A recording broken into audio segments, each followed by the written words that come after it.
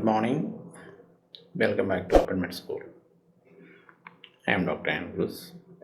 Today I am going to discuss with how to present the diagnosis in a cardiac disease. So first consider that the patient is having mitral stenosis.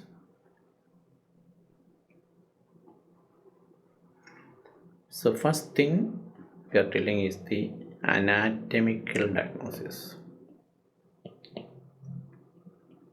So anatomical diagnosis here will be mitral stenosis.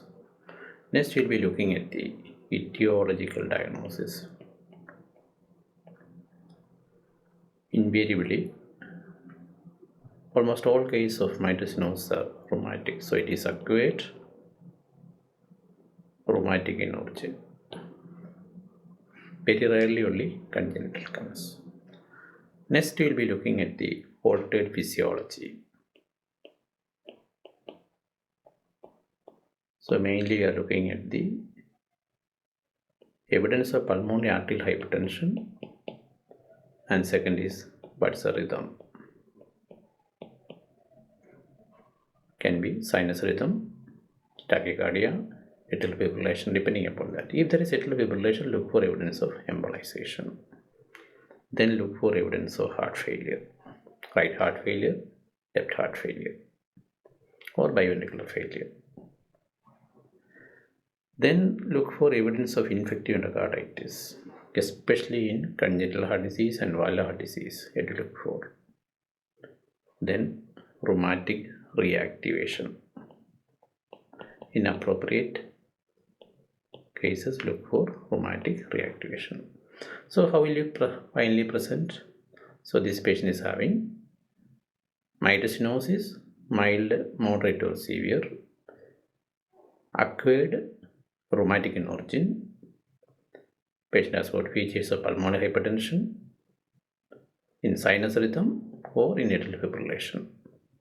Has got features of right heart failure or left heart failure or biventricular failure. No evidence of infective endocarditis and no evidence of rheumatic reactivation.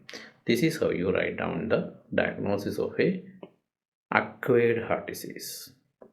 The acquired heart disease can be rheumatic, ischemic, degenerative. So depending upon that, you have to modify the method of writing. Then take congenital. Basically, you divide congenital heart disease into the cyanotic one.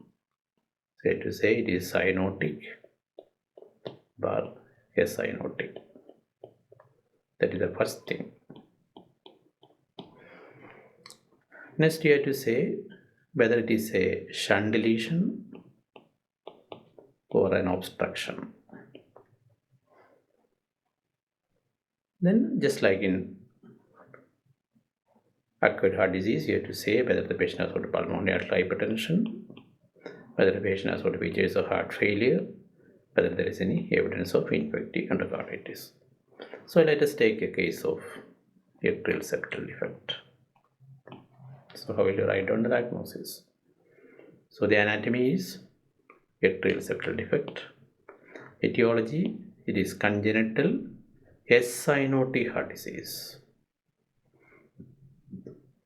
And what is the shunt? The shunt is left to right shunt.